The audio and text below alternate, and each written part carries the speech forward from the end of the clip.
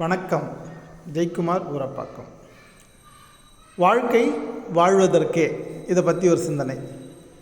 பொதுவாக நல்லா வாழணும்னு நினைக்கும் போது நமக்கு 35 வயசு ஆகிடுதா.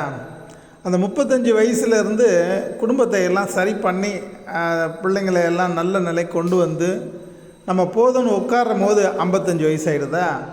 அந்த நேரத்தில் நல்லா வாழணும்னு நினச்சி ஒரு கோயில் குளத்துக்கு போகிறீங்க, இல்லை ஒரு பெரியவங்களை சந்திக்க போகிறீங்கன்னு வச்சுக்கோங்களேன். அவங்க சொல்கிறது என்ன தெரியுங்களா? இந்த வாழ்க்கையில் இருக்கிற எல்லா சுகதுக்கத்தையும் துறந்துரு, அப்போ தான் நீ நல்லா இருக்க முடியும். இதெல்லாம் நான் நிறைய அனுபவிச்சிருக்கிறேன், நிறைய பேரை சந்திச்சிருக்கிறேன், அவங்களுடைய பேச்செல்லாம் கேட்டிருக்கிறேன்.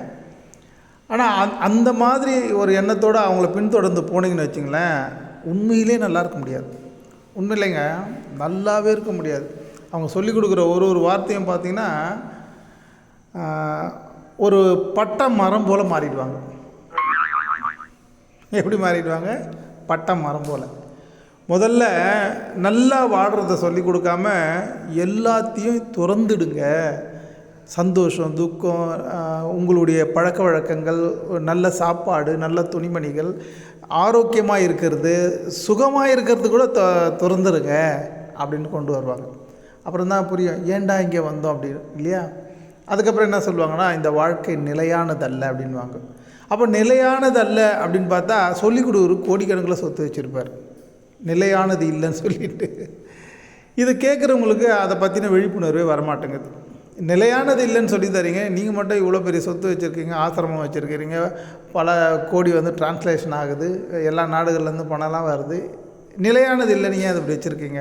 சரி, அவர் அதை வச்சு மக்களுக்கெல்லாம் கொடுக்குறாரான்னு பார்த்தா எந்த ஆசிரமமோ எந்த ஒரு ஆன்மீக ஸ்தலங்களும் அப்படி செஞ்சது போல் இல்லை. அரசாங்கத்துக்கு வரி கட்ட மாட்டேங்குது ட்ரஸ்ட்டுன்ற பேரில், இல்லையா? சரி, அப்படியே அதில் போய் இருந்துட்டிங்கன்னு வச்சுக்கோங்களேன். முதல்ல என்ன சொல்லி கொடுப்பாங்கன்னா, நீண்ட ஆயுள் காலம் வாழ்கிறது எப்படின்னு சொல்லி தருவாங்க, இல்லையா?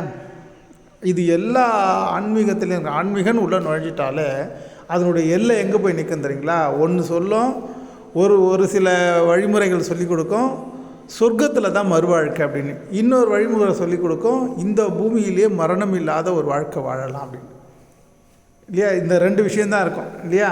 அப்போது வாழ்வு மீது ஒரு பயத்தை காட்டி மரணம்ங்கிற ஒரு பீதியை உருவாக்கி விட்டுருவாங்க.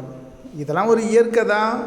ஒரு பொருளை வாங்குகிறோம், அதனுடைய தன்மை நல்லா இருக்கிற வரைக்கும் அது பயன்படுது, அது தேய்மானம் வந்த பிறகு அது செயல்பட மாட்டேங்குது, அதை நம்ம மாற்றிடுறோம், இல்லையா? அப்டேட் பண்ணிடுறோம், லேட்டஸ்ட்டாக என்னென்ன வருதோ அது மாதிரி. இது போல தான் நம்முடைய தேகமும் அப்படி தான். நாம் எதுக்காக இங்கே வந்தோமோ அந்த பயன்பாடு நம்ம ஒரு அடுத்த வாரிசை உருவாக்கி விட்டோம்னா நம்ம பயன்பாடு முடிஞ்சு போகுது. அதுக்கப்புறமா இது நாம் எல்லாமே ஒரு மறுசுழற்சிக்குள்ளே போய்டுறோம். அந்த மறுசுழற்சிக்குள்ளே வரும்போது அது நமக்கு ஞாபகம் இருக்கிறது இல்லை. ஞாபகம் இருந்தால் பெரிய தொல்லை, இல்லையா? போன ஜென்மத்தில் நான் அவங்க சொந்தக்காரி, போன ஜென்மத்தில் இவங்க தான் எனக்கு வேண்டியவங்க, இதோடு போக முடியாது, போன ஜென்மத்தில் இந்த சொத்தெல்லாம் எனது தான், பெரிய பிரச்சனை வந்துடும், இல்லையா? அந்த இயற்கை பாருங்கள், அந்த ஞாபக சக்தி இல்லாமலே பண்ணி வச்சிருச்சு. ஆனால் நம்ம அழிஞ்சிட்டோமா, என்ன பண்ணிட்டோன்னா ஒன்றும் கிடையாது. இங்கே எதுலேருந்தும் நம்ம எதுவும் நமக்கு சொந்தமாக கொண்டு வரல. நம்ம உடம்புலாம் எப்படி வளர்ந்தது? இந்த பூமியிலேருந்து வளர்கிற பஞ்சபூதங்கள்லேருந்து உருவான மெட்டீரியலிஸை தான் நம்ம சாப்பிட்றோம். அதில் வளர்ந்தது தான் இந்த மெட்டீரியலிசம். இது எல்லாம் நம்மளுதுன்னு சொல்லிக்க முடியாது. தண்ணி, காற்று, நெருப்பு, ஆகாசம், தண்ணி, காற்று, நெருப்பு, பூமி, ஆகாசம், இதெல்லாம் இங்கே இருந்தது. இதில் நம்ம வந்தோம், அதெல்லாம் எடுத்து தான் நம்ம இந்த உடல் வளர்த்துக்கிட்டோம். அதிலிருந்து தான் எல்லாத்தையும் நமக்கு சொந்தம் கொண்டாடிக்கணும். நிலம், நீர், நெருப்பு, காற்று, பூமி, இதை தான் சொந்தம் கொண்டாடின்னு இருக்கிறோம். இந்த நிலம் எனது அப்படின்னு நிலம் சொல்லுது, இல்லை நீயே எந்து தான் அப்படின்னுது. உண்மை தானே? இதெல்லாம் புரியாமல் இங்கேயே வாழலாம், மரணமில்லா பெருவாழ் வாழலாம் அப்படின்வாங்க. ஒருபோதும் வாழலாம் முடியாது, சொன்னவங்க யாருமே இல்லை.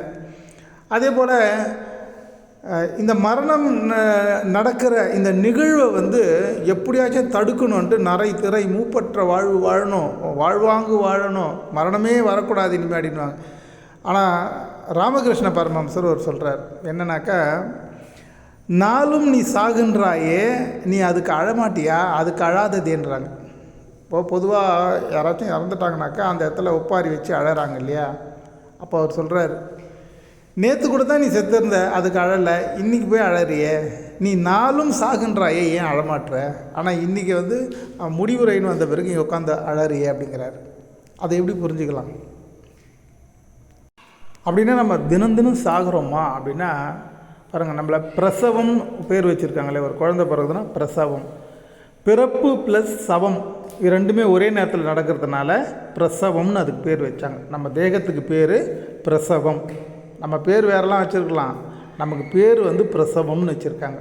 அதில் என்ன நடக்குதுனாக்கா, பிரசவங்கிறதுல பிறந்தோம், ஆனால் அதுக்குள்ளே சவமும் சேர்ந்து இருக்குது, மரணமும் சேர்ந்துருக்கு. எப்படின்னாக்கா, நம்ம ஒரு குழந்தையாக பிறக்கிறோம்ல, எத்தனை ஆண்டு குழந்தையாகவே இருக்கிறோம்? ஒரு 10 வயசானாக்கா சிறு பிள்ளைகளாக மாறிடுறோம் இல்லையா? அதுக்கப்புறம் வாலிப பிள்ளையாகிடுறோம், அப்புறம் ஒரு முழு மனிதனாகிடுறோம், அதுக்கப்புறம் வயோதிகராக மாறிடுறோம் இல்லையா? அப்போ குழந்தையான உடம்பு எங்கே போச்சு? சிறுபள்ளியான வயசு உடம்பு எங்கே போச்சு? வாலிப வயசு அந்த உடம்பு எங்கே போச்சு இல்லையா? ஒரு திடகாத்தமான மனுஷனாக வரோம் இல்லையா? அப்போ அந்த உடம்புலாம் எங்கே போச்சு? முதிர் வயதில் இறந்து போகிறோம் இல்லையா? அப்போது குழந்தையிலேருந்து நீ இவ்வளோ நாள் உனக்கு மாற்றங்கள் ஏற்பட்டுச்சே, அப்போது ஒன்று அழிஞ்சு ஒன்று உருவாச்சு, நாளும் நீ சாகுன்றாயே, அப்போல்லாம் அழாத, இப்போ ஏன் அழறேங்கிறார். புரியுதுங்களா? நம்ம தினந்தோறும் சாகிறோம், பிறக்கிறோம்.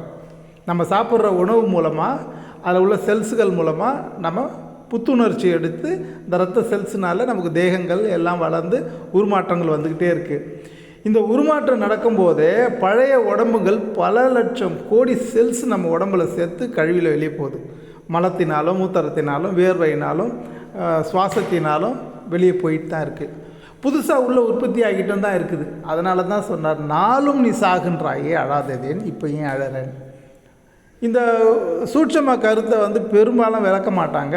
நீங்கள் எந்த கோயிலுக்கு போனாலும், எந்த ஆன்மீக ஸ்தலங்களுக்கு போனாலும், அல்லது சாமியாருங்களை பார்த்தாலும் சரி, மடங்களுக்கு பார்த்தாலும் சரி, எல்லாமே நம்மளை ஒரு வியாபார பொருளாக தான் பார்க்குறாங்க. நமக்கு ஞானாந்திர அறிவை கொடுக்கறதே கிடையாது. நீ சந்தோஷமாக வாழ்னு எந்த ஆன்மீக தலைவரும் சொன்னதான் நான் அந்தளவுக்கு தெரியல. எல்லாத்தையும் திறந்துருந்து தான் சொல்கிறானுங்க. அதே மாதிரி அந்த ஆன்மீக சார்ந்த எல்லாம் பெரிய பெரிய ஆன்மீக தலைவர்களெல்லாம் பார்த்திங்கன்னா எல்லாம் திறந்தவர்களாக தான் இருக்காங்க. சரி, அப்படிலாம் திறந்து அவங்க எங்கே போனாங்கனாக்கா போன இடம் தெரியவே இல்லை.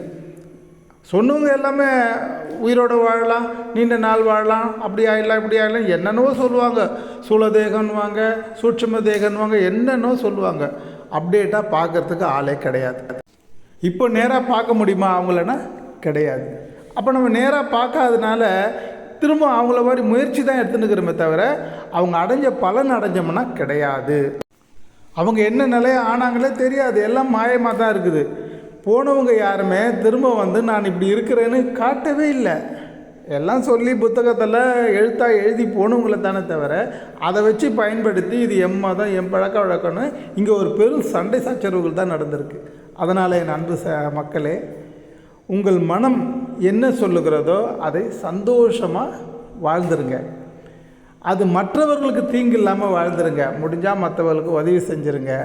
அந்த வாழ்க்கை தான் உங்களை, நீங்கள் அடுத்த ஜென்மன்னு ஒன்று நம்புறீங்களோ இல்லையோ, அடுத்த ஜென்மன்னு ஒன்று இருக்குதோ இல்லையோ, இந்த ஜென்மத்தில் சக மனிதர்களோட சேர்ந்து சந்தோஷமாக வாழ்ந்துடணும். உங்களுக்கு இருக்கிற உயிராற்றல் தான் இன்னொருத்தருக்கும் இருக்குது. அந்த உயிராற்றலுக்குள்ளே இறை இருக்குதுனாக்கா எதிராளிக்கிட்டே அந்த இறை இருக்குது. அப்படின்னாக்கா எல்லாவற்றிலும் நீக்கமற நிறைந்திருக்கிற அந்த இறைவன் பொதுவானவன். அவனுக்கு வேதங்களே கிடையாது, மதங்களும் கிடையாது, மொழிகளும் கிடையாது. அவன் என்றும் நிலையானவன், அன்பானவன். வணக்கம். ஜெயக்குமார் ஊரப்பாக்கம்.